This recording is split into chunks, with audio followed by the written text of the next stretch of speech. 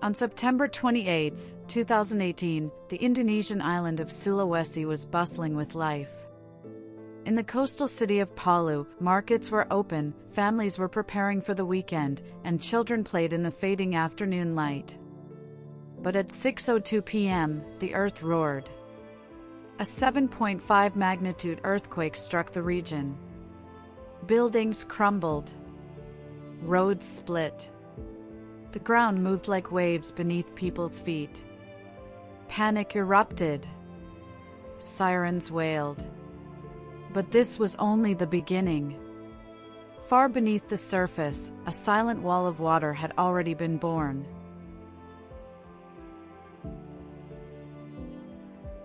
Just 30 minutes later, without warning, a massive tsunami surged toward the coast.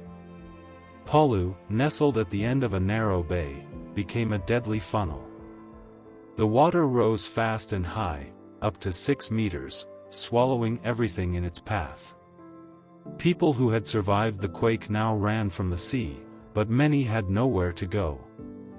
Homes, mosques, markets, and even a festival by the beach were washed away in seconds. A bridge collapsed.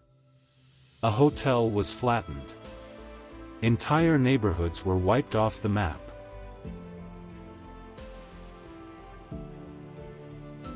In the areas of Petobo, Balaroa, and Jono Oge, a terrifying phenomenon occurred: soil liquefaction. The violent shaking turned solid earth into a slurry of mud. Entire villages began to slide. Buildings drifted like boats. Trees tilted at unnatural angles. Families were swallowed whole, not by water, but by the collapsing ground beneath them. It was a rare and devastating force of nature. Survivors described it as if the land itself had melted.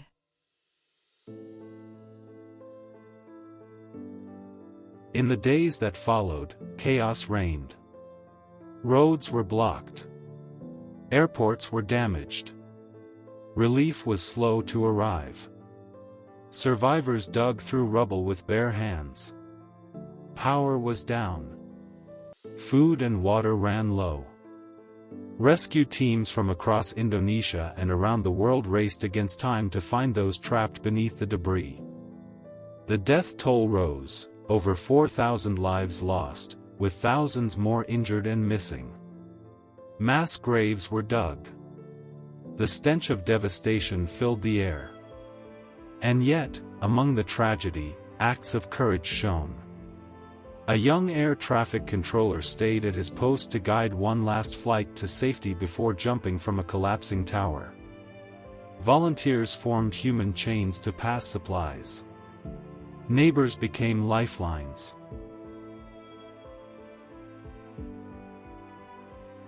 The Indonesian government declared a national emergency. International aid began to flow in. But the scars, physical and emotional, ran deep. Entire communities had vanished. Survivors lived in tents and makeshift shelters. Children who once ran through city streets now stared at empty fields where their homes once stood. And yet, slowly, the people of Sulawesi began to rebuild, with determination carved from loss.